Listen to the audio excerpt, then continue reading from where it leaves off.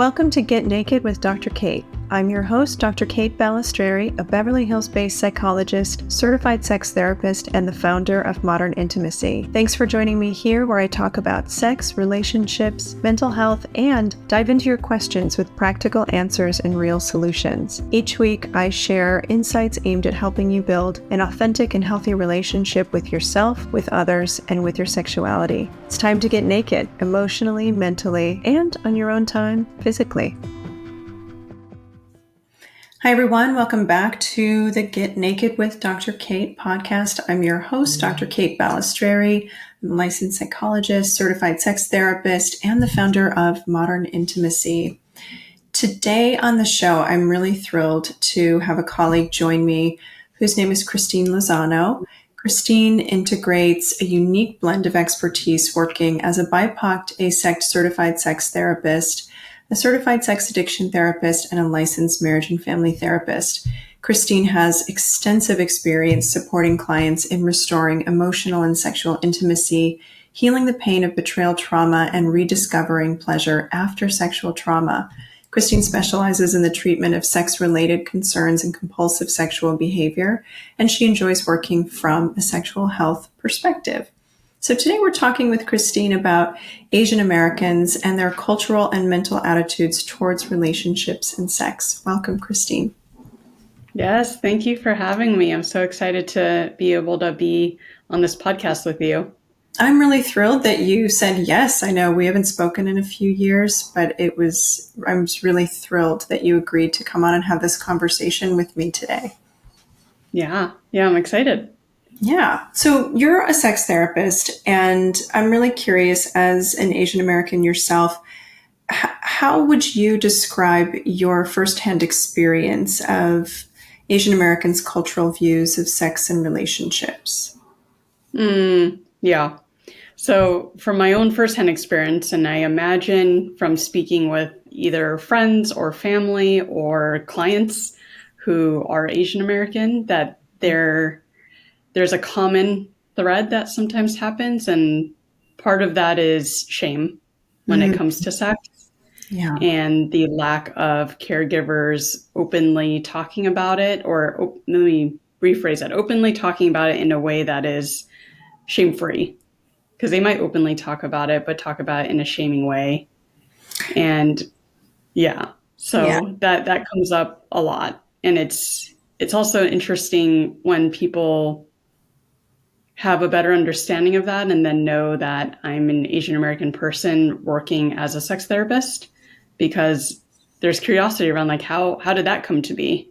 If sometimes or oftentimes there's shame when it comes to sex in your culture, and now you do this as a living and talk about it so often and help people through this.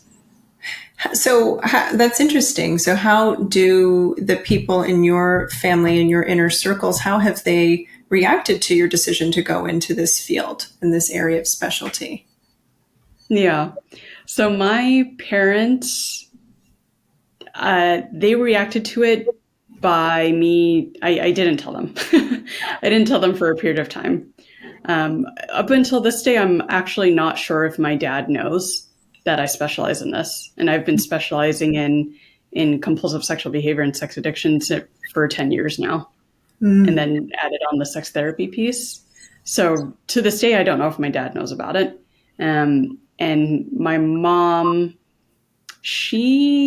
I kept it from both of them because I was unsure of the questions they might have, the concerns that they might have, the judgment that might come of it.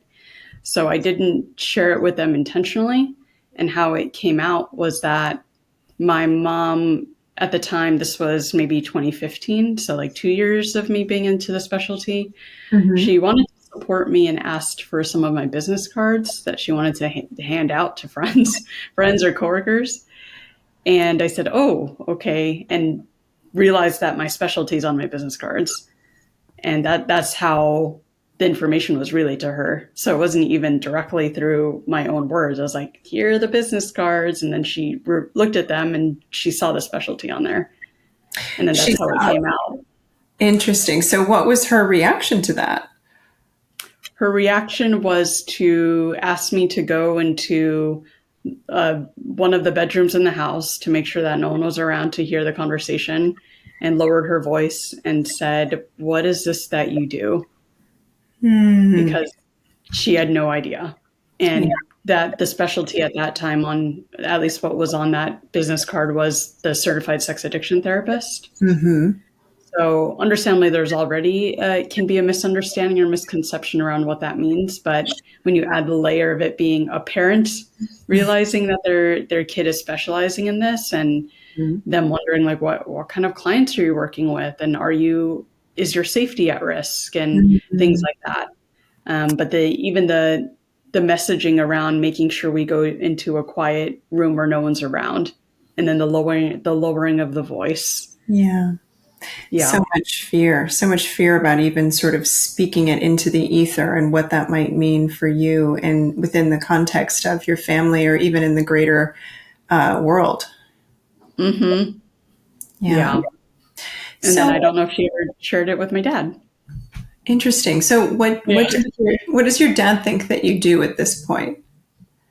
They know I'm a therapist, Okay. and I think or from what I've shared with them before, that I specialize in addiction, because Mm, I mentioned that part and then left out the sex part. I see. Yeah. So so it's interesting. Like sex carries so much stigma within your family and sort of the greater community that it felt easier for you to just withhold that part of your professional life from them. Mhm. What did you think they would say or do if they knew earlier in your career that you were focusing around areas related to sex and mental health? Yeah. I think my dad probably would have not spoken about it much. That's more of his like personality, and maybe relay his concerns to my mom, who Mm, then would have relayed them to me. And I imagine, maybe would have said, if I wasn't in the specialty yet, may have asked me to, do I want to reconsider that? Or is mm, there some other specialty that I can have? Or how come I want to specialize in that?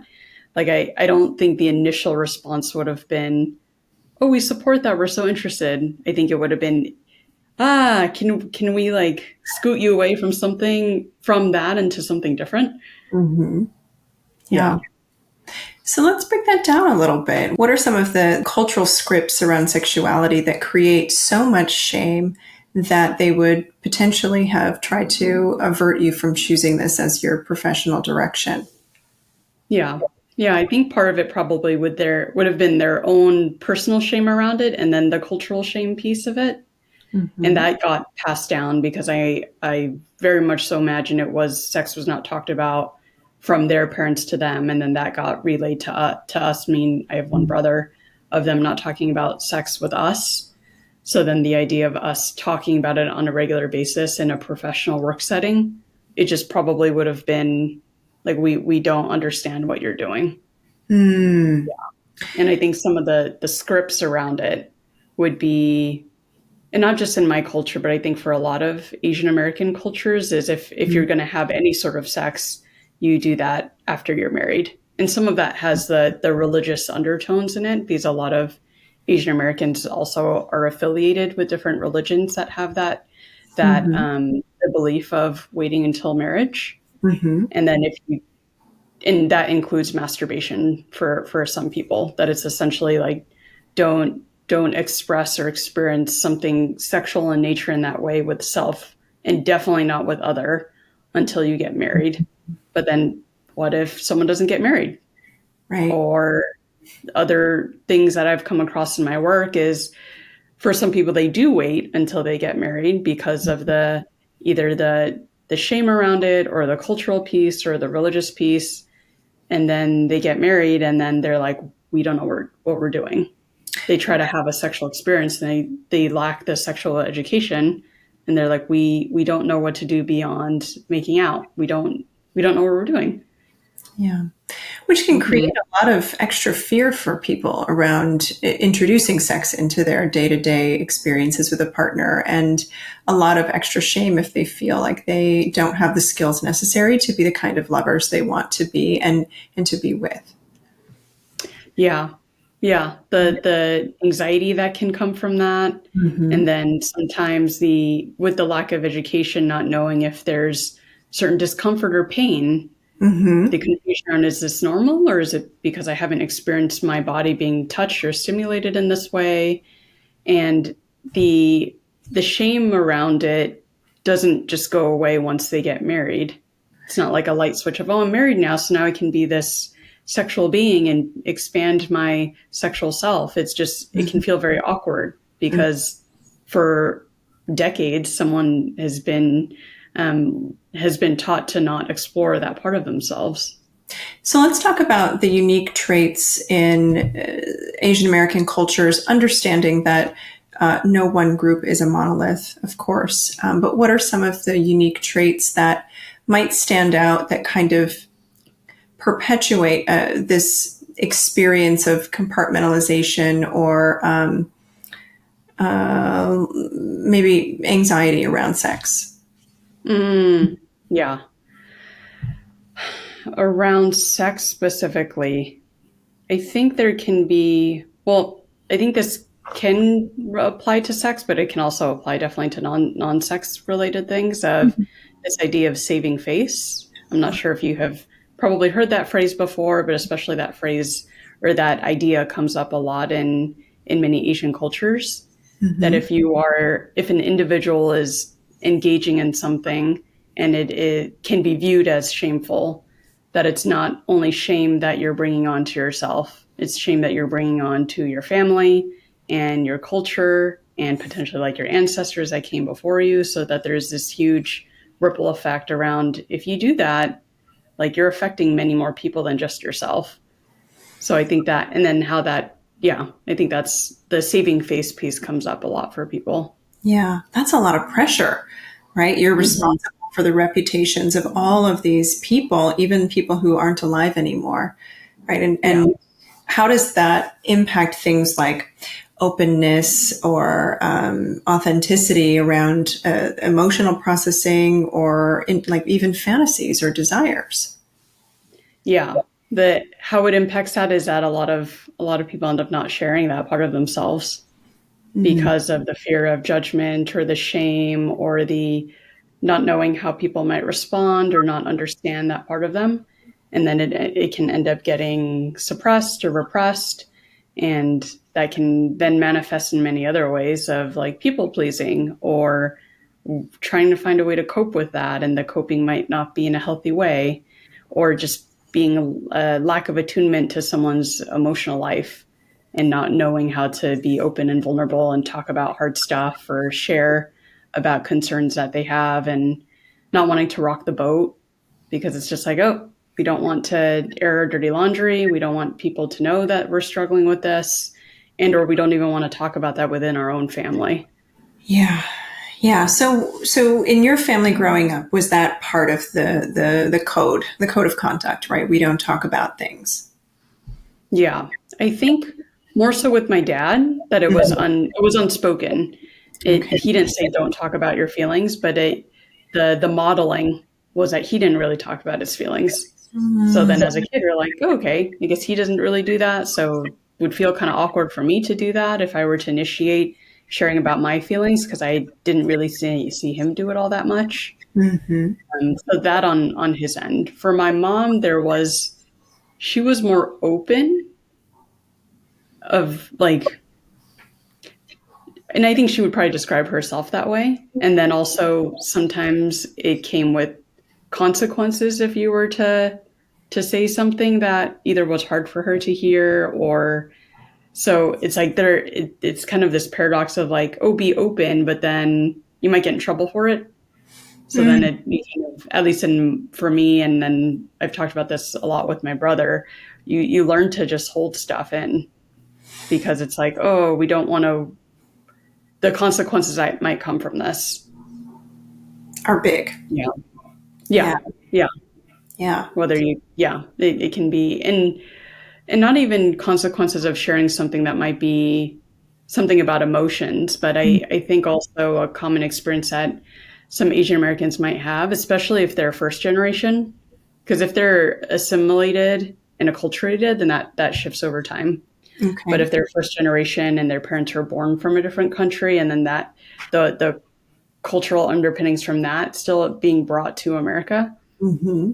that there is the ways in which a kid learns how to relate to other kids, and the ways in which, and I'm speaking from my own experience, the Mm-hmm. ways in which other kids were, it was okay for them to go out and hang with friends when it's a late night and Mm-hmm. do these, things that other kids are able to do.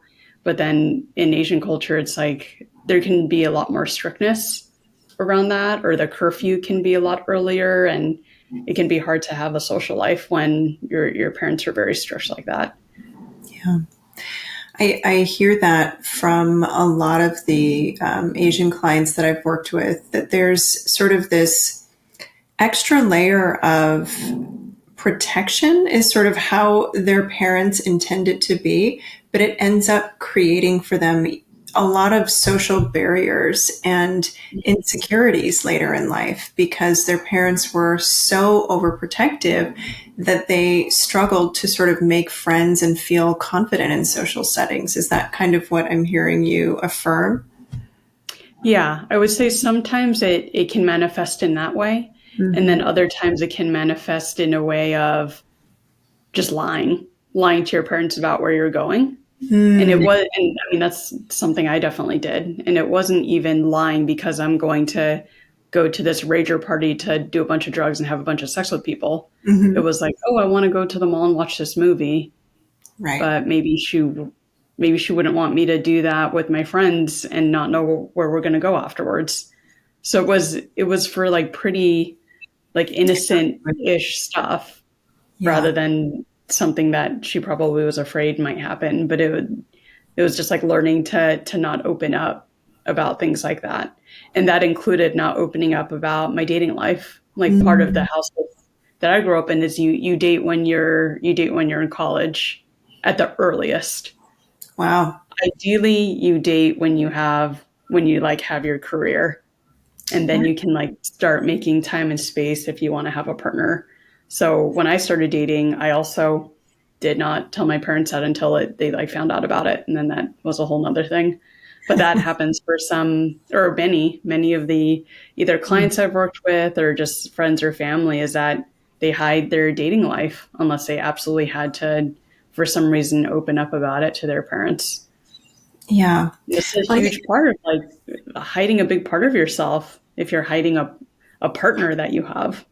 exactly. Or the desire to have a partner, right? And I wonder about how that need to shield that part of oneself carries then forward into adulthood, right? When you no longer have to answer to your parents in the same way you do when you're a teen. But there's this like secrecy part of your life that Yeah. does that go away? Or how do people reconcile that as they get older? Yeah. Yeah. And that brings up a great point because I can speak to that from my own firsthand experience. So Mm-hmm. I've part of my dating history has been some of them were or still are Asian American, and then Mm-hmm. other people I've dated are of different cultures. Mm-hmm. And it's interesting to see the difference of, because I got so used to not being as open with my parents around what my dating life looks like and things that are going well or concerns I have. But then when I've dated other men who were white and have a different culture and different relationship to their parents and being more open with their parents, and I'm like, oh, wow, I would not tell my parents that. Or when I was dating like an Asian American man, he was just like, I sure as hell wouldn't tell my parents that. So I experienced the difference in when I've dated different cultures of how Yeah. that's managed, of the level of openness, and how that carries on to this day, even as I'm in my like early to mid 30s, that Mhm. I am selective around like what level of detail I share about my dating life, even if there's like minimal, if any, repercussions or consequences now. But I've just gotten so used to doing that for decades that I'm just like, oh, this, I just don't share about that part. But other partners are like, oh wow, that my parents are like some of the first people I would tell that to. Yeah. What are some examples of like things that you feel like you may keep private from your family that other people from other cultures may feel more comfortable with? Because it is good to have some boundaries with one's Yeah. parents, right? They don't need to know every granular detail of our relational lives or our sexual lives. In fact, that starts to feel like enmeshment or maybe Yeah. some boundaries that might need to be re-examined. Yeah. So, what's an example of something that you are kind of using as a contrasting share? Yeah. Yeah. I would say one example would be of me just when I was not partnered and I'm like, oh, I think I'm going to explore dating. Mm. Not even telling my parents that. Not telling them, oh, I went on this dating app. And I'm like, I'm not going to tell them that. I will tell them once and essentially in an established relationship, not that I'm casually dating. Like, I Yeah. don't even know if my parents would really grasp like what is casual dating. You're either single or you're Mhm. in this what should be a long-term relationship How does a long term relationship materialize without dating in without kind dating. of in Yeah. that mindset, right? Like, what's the expectation of how you get there? Yeah. Yeah. The hanging out with the person, but the idea of I didn't do this, but it's just because I don't like casually dating numerous people at once. Hmm. But if I were interested in that idea I think would be like how are you dating numerous people at once or hanging out with numerous people? If I you see. like one person, shouldn't you just be exploring your potential relationship with that person? So I think that culturally would probably be a different piece. Yeah. Yeah. Yeah. What do you think you would have wanted your parents to say to you about sex or relationships? Like, what information do you feel is missed in this kind of intergenerational code of silence that would have been really Yeah. useful in your own development as a sexual being? Yeah. I'm laughing because I'm thinking about uh, numerous examples, but one of them is my mom just speaking with me openly about my menstrual cycle. Mm, Because from my memory, maybe I have a terrible memory, but from my memory, she didn't openly speak to me about that. okay. And I have also heard that from other like Asian American friends and or clients. So I don't know how common that is, but it's part of my experience. Hmm. And that's something that it's not even like sexual in nature. This is just like I want to know what's happening to my body. Yeah. And I got my first period when I was 9, and I got it when I was traveling in the Philippines. Okay. So because my mom hadn't spoken about it, I immediately had embarrassment about it when I Mm, found out I had a period. Didn't tell anyone about it, didn't tell my mom about it. I knew she had menstrual pads, so I mhm. just like stole one from her luggage and used the pad because I knew to that degree like you should use something to catch the blood. Okay. But I used that same pad for every day for at least 10 days and Oh. just the same pad. And that's part of like the shame and embarrassment of like, I'm bleeding, but she hasn't talked to me about this. I don't know what to do. I don't want to talk about it with anyone. So I'm just going to try to hide this. And I can't take all her pads because then she will notice that I took all her pad or notice that they're missing at least. So Yeah. then I just used one pad. And that's sad to think about of like Yeah. 9 year old me or someone going through puberty that has that level of embarrassment about it, that they do something like that that's not sanitary and all these other things. So, I Yeah. mean, that's one thing that comes to mind that I wish she had spoken more about. And I think maybe a year or so later, I got one of my Christmas gifts was a book that said something about like your body is changing, and that was like the information.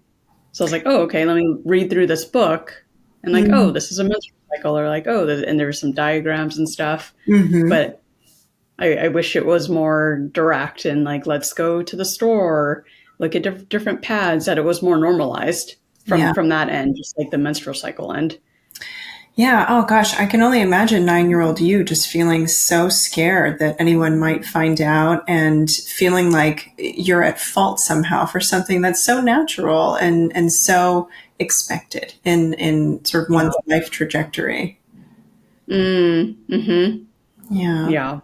Mm. Yeah. So there's that from that end. And then in terms of like the talk or the ongoing talk about any sort of sex, One thing I really would have wished was that even though the younger version of me probably would have been potentially really uncomfortable and like, oh, this is awkward. But I think even before starting to have the talk conversation about any sort of sex, there was already either overt or covert shaming about sex related things, because if we would watch a show or a movie and people are making out, or people maybe not making out, but if they were doing anything beyond making out, like if there's touching or clothes are off or it looks like a sex scene, my mom would either cover my eyes for me. She'd like put her hand in front of my eyes, or she would tell me to do it to myself.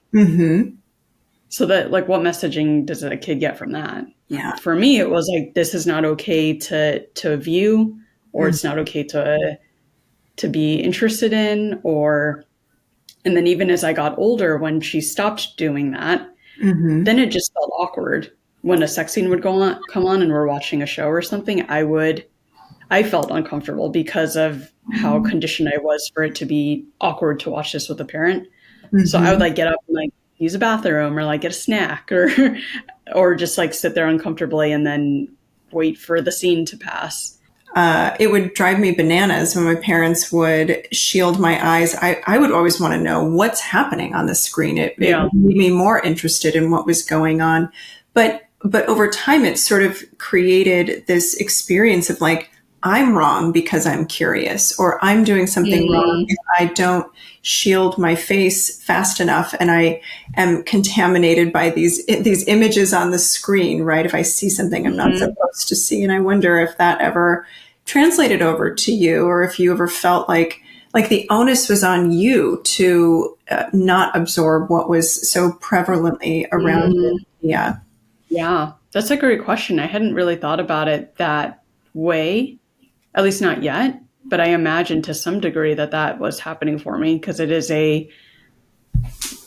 when she was doing that, I don't know at the time if I'm like, oh, she's trying to protect me from something scary happening on the TV. I don't think I thought that, because I knew that they were sex related scenes. Yeah. I imagine if it was, I don't know, like a car crash or something with blood or violence, and she did that, I'd be like, that my mind would be like, oh, she doesn't want me to see something that's scary. But because I knew it was something sexual in nature, luckily for me, I didn't associate that to, oh, sex is something that is like violent and scary, don't look at it. It was more so like, this is not okay to talk about, but I didn't translate it to like, this is scary. Yeah, interesting. So when you're thinking about kind of the impact on different folks about some of these cultural ways of navigating sexuality, I wonder how frequently is this a point of conversation in therapy with Asian American clients for you? Yeah, it comes up, at least in my experience, because I specialize in sex therapy and compulsive sex, it comes up pretty regularly. And at the same time, some of the Asian American clients I've worked with have worked with other therapists before me, and who didn't have this specialty. Maybe they had a different specialty in which it just didn't get brought up at all. Or if it did, it was like a one passing discussion that never got touched again, which then to some degree perpetuated for the client, like, oh, my therapist isn't going to go there, or they seem uncomfortable, so I'm not going to share more about this. So that, I think luckily, because of the specialty I have, it gets spoken about more. Within your culture or different Asian American cultures, I'm really curious about how mental health therapy is seen and how is it viewed? Yeah. I think it can oftentimes be viewed as you're weak and you should be able to figure this out on your own. And how is a stranger going to help you figure this out?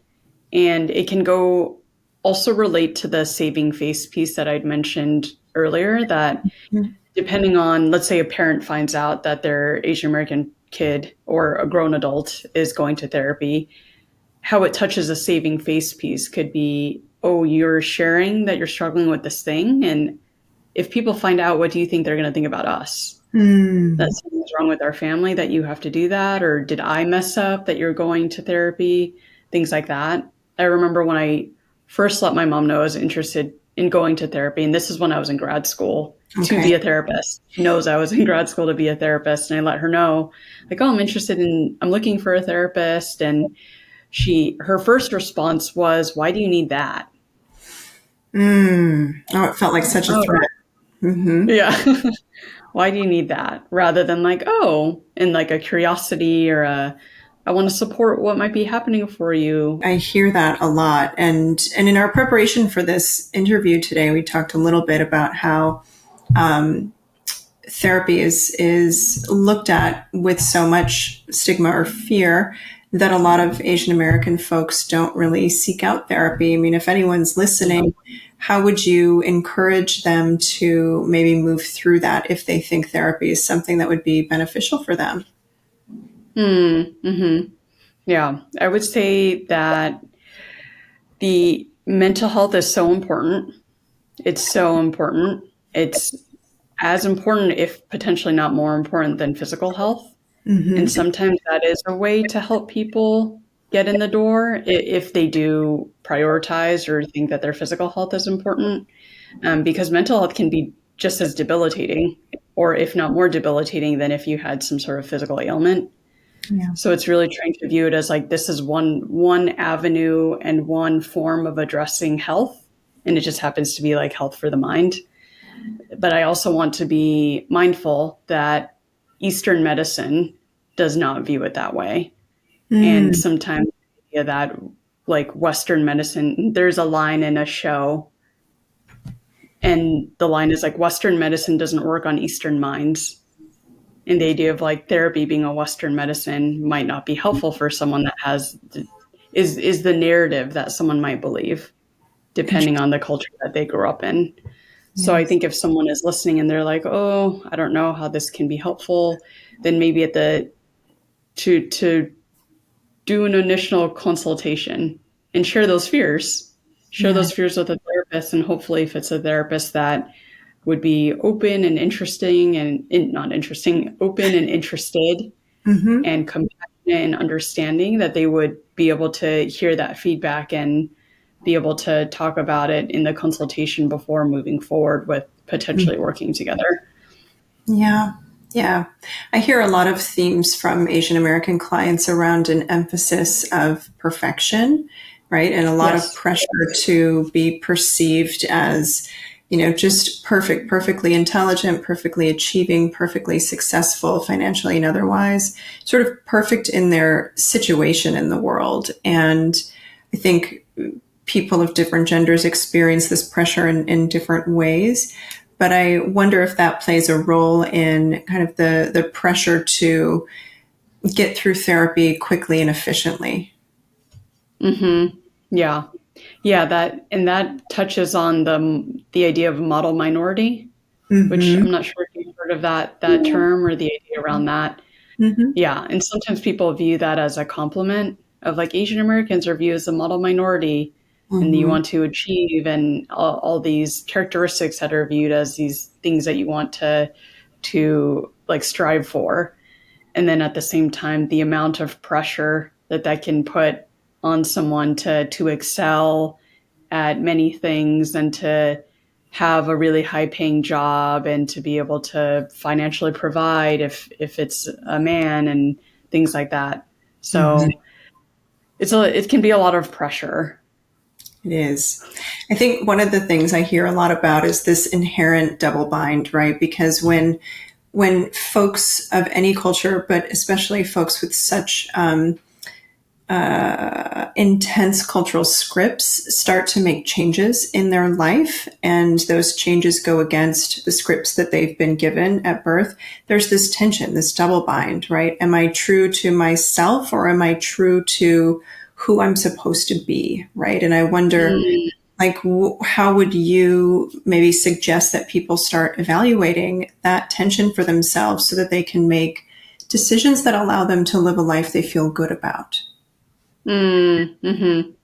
Yeah, that's a tough one. And Yeah. that has come up with some of the clients that I work with too. Kind of the identity, the confusion around identity. How much am I doing this for my parents? How much am I doing it because I actually want to do it?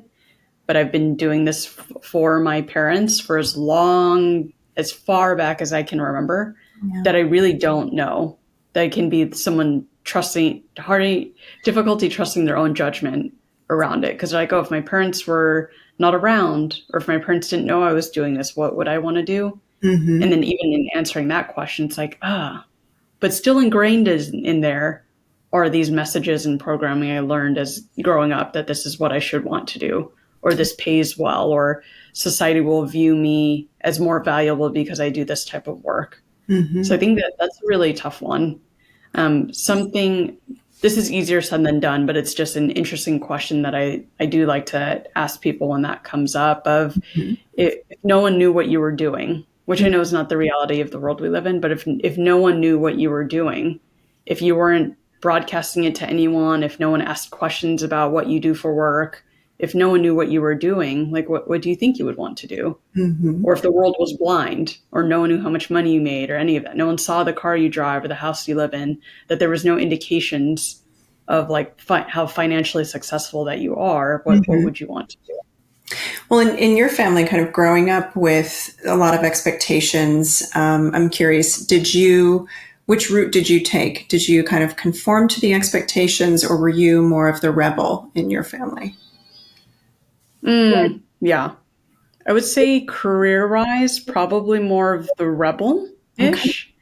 Then in my culture, the common careers that parents typically want their children to have Mm-hmm. is doctor, lawyer, nurse, like things that are known to pay pretty well. Mm-hmm. So in therapy, I mean, you can get paid well, but sometimes not, depending on if you're working at an agency or something. Mm-hmm. So from rebel in that way of I didn't pursue a career that my parents viewed as like, oh, that's going to make you a lot of money, Mm-hmm. but also rebel in that, oh, you're going to pursue this profession in which you're a therapist, which we kind of, I don't know if I would say they don't believe in it, but they wouldn't have thought that that's because I don't even know if there's therapists in the Philippines, which is where my parents are from, Okay. or counselors. So for them to think about, I'm pursuing a career that who knows how much money I'm going to make. And this is a career that we're not really familiar with in our culture. And then, oh, you're going to specialize in sex. So it's like, bam, bam, bam. You were very rebellious. Yeah. Mm-hmm. And how about in your personal life in terms of like dating, relationships, and sex? Mm-hmm. Yeah. With that, I did not wait until I was in college to date. I like secretly dated in high school. Mm-hmm. And then the chain of events happened that I got caught that I was dating someone. Okay. And then that opened the doors to start talking about it with my parents more. So I'm glad that helped. Like that was a big thing, that it actually opened the conversation of I want to date and have partners and not wait until college. So because the discovery of it happened and this whole chain of events happened, luckily that didn't turn into them finding out about it and saying, no, absolutely no dating. You cannot do this. It didn't, I mean, it very much so could have gone that way. Mm-hmm. But I think because of the chain of events that happened, it ended up opening up conversation more. Mm-hmm. So I feel very fortunate about that. Mm-hmm. But I also know that it's not like that for everyone. Yeah. And I've definitely, one particular former partner that comes to mind that's Asian American, I dated him for over 4 years and his parents did not know about that. And that's a really long time to be in a 4-year relationship and your parents not know about it. So it's like being able to experience it from on both ends of my own cultural stuff and then his own cultural stuff. And then if someone is in that position, his position, also my own, how much that can like invalidate the experience in some ways, because friends know and my parents knew, but for me to have a partner in which I essentially like don't exist, they know that I was a friend, but not that I was dating. How did that affect your relationship together? It had to be very secretive when it came to like his family. Yeah. Like we had to just sneaking out of the house. I'm sure his parents won't listen to this, so I'm not worried. His parents will be like, "What, you did that?" But it's like sneaking out of the house, or it took a lot of calculation to be able to spend time together without his parents finding out that he's investing time in dating rather than him investing time in school or investing time in excelling his career or things like that. So it ended up being secretive. Well, thank you so much for sharing about your own personal experience and some of the experiences of the clients that you've worked with. Where can folks reach you if they want to work with you or if they want to learn more about some of the things that you're working on? Yeah. So probably the quickest way to find me probably would be through social media on Instagram. But it's Meraki Counseling, and they might be able to find it in your show notes, because there's another Meraki Counseling that has 2 L's, and that's not me. That's not you. So you're Meraki Counseling with one L. It's very close to my name. But if they find the correct Meraki Counseling, that's me. It has my face and it has my name. Okay. But the other one is very close in spelling. Yeah, we'll put it in the show notes for sure. Yeah. Great. And do you have a website for folks who might want to work with you? I do. Yeah. That one is MerakiCounselingServices.com. Wonderful. We'll also include that in the show notes for everyone. Well, thank you, Christene. This was such a lovely conversation. I appreciate you. Yeah. Thank you for having me on here and letting me share some of my experience and some experiences that might be common to other Asian Americans. So just wanting people to know that they're not alone in their experience. Yeah, I appreciate that. And thank you everyone for listening to this episode of Get Naked with Dr. Kate. I am so thrilled that you're here, because when we heal, we can have better relationships, better sex, and better everything. So if this episode has been helpful for you, feel free to forward it to someone else who you think could benefit from listening. And if you think it was good, leave a 5-star review on your favorite podcast channel. Thanks so much, everyone. I will see you next week. Thank you for listening to Get Naked with Dr. Kate. Stay connected with me on Instagram and TikTok at Dr. Kate Balestrieri. Everyone has questions, and I want to answer as many as I can. So feel free to email your questions to question@getnakedpodcast.com. If you're looking for a free 30-minute consultation with me or someone on my team, visit modernintimacy.com. And don't forget to join our newsletter, Modern Intimacy, on Substack. Let's meet back here next week. A new episode drops every Tuesday. Disclaimer, this podcast is not a substitute for therapy and does not constitute a professional relationship with Dr. Kate Balestrieri or Modern Intimacy. This podcast is strictly for education and entertainment purposes only.